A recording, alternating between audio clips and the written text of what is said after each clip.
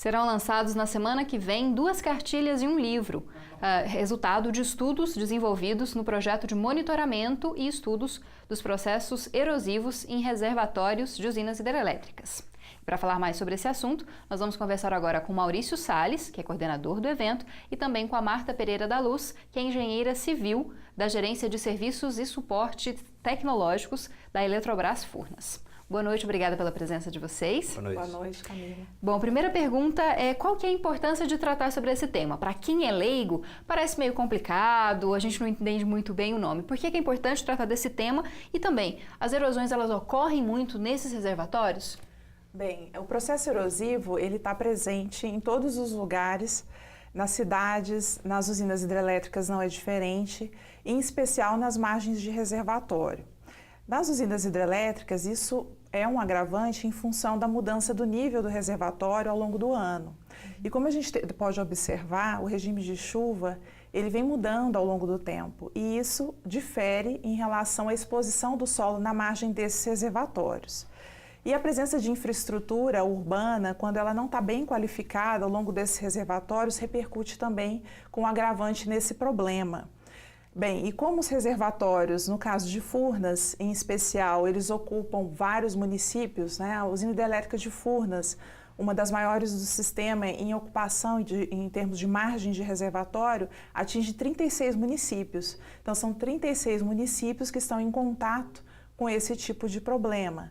No entanto, a empresa ela tem a visão de que, já há algum tempo, esse processo precisa ser tratado, mas não apenas com técnicas de engenharia, porque em termos de margem de reservatório são quilômetros, milhares de quilômetros na verdade. E por isso que o projeto, junto com o UFG, o professor Maurício Salles, coordenador, foi muito bem-vindo, né? Foi uma demanda da empresa que ocorreu em 2010, e a gente trabalhou isso até 2016 e o projeto não para por aí. Bom, e esse problema pode gerar que tipos de complicações para as reservas e também para o nosso consumo, né? O processo erosivo, né, ele vai gerar uma quantidade de solo que vai ser carreado para dentro do reservatório. À medida que essas erosões ocorrem e esse material chega no reservatório, vai diminuir a disponibilidade, né? Ou seja, o reservatório vai perder, né, vida útil, tá certo? Com esse aporte de sedimentos dentro do reservatório. Então, o problema das erosões passa a ser um problema sério, porque a gente está diminuindo a vida útil de um grande investimento e do investimento necessário. Uhum. Em relação ao que pode minimizar esse problema, você disse que não é só um problema de engenharia. Quais seriam os outros fatores que podem contribuir para que essas erosões não ocorram ou diminuam? Bem, Camila, se nós fôssemos tratar o problema de processo erosivo em margem de reservatório apenas com técnica de engenharia, seria inviável, porque seriam necessários milhões, né, em termos de investimento. Em função disso, o que Furnas, juntamente com a UFG, notou? Que o maior engajamento do projeto teria que ser em torno da conscientização da população que está em torno dessa margem. Então, eu mencionei um reservatório, 33 municípios. O conjunto do sistema Eletrobras Furnas, isso representa boa parte do país. Então, tratar esse problema, né, em relação aos locais onde esses reservatórios estão presentes, gera benefício em termos de geração, porque o impacto com o empreendimento já ocorreu, ele já está lá, já está presente. Então, se a gente conseguir maximizar o aproveitamento desses reservatórios, tanto melhor.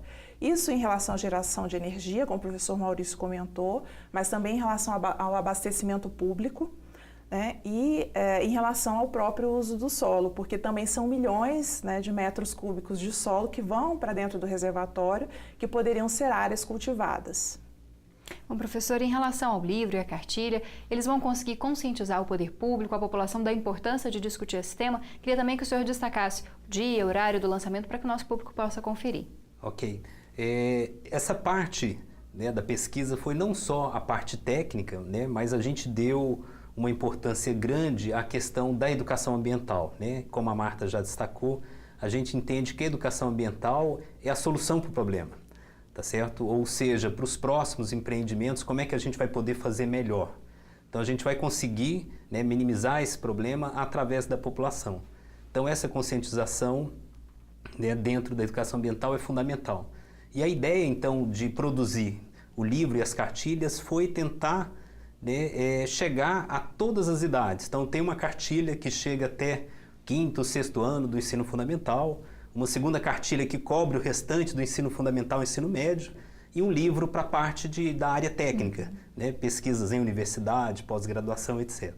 Então, esse é o objetivo, né, cobrir toda a etapa do ensino formal e não formal, tá certo? O lançamento, né, desse material vai ocorrer no dia 7 agora, tá certo? Vai ocorrer dentro de Furnas, né, vai ser o dia todo. Esse lançamento vai ser feito em Goiânia porque o projeto foi em Goiânia. E futuramente a gente vai fazer um outro lançamento no Rio de Janeiro e em Brasília. Bom, tá certo, nosso tempo está acabando. Queria agradecer a presença de vocês, desejar um bom evento também. A gente deve continuar falando sobre esse assunto. Muito obrigada. Obrigado. Obrigada.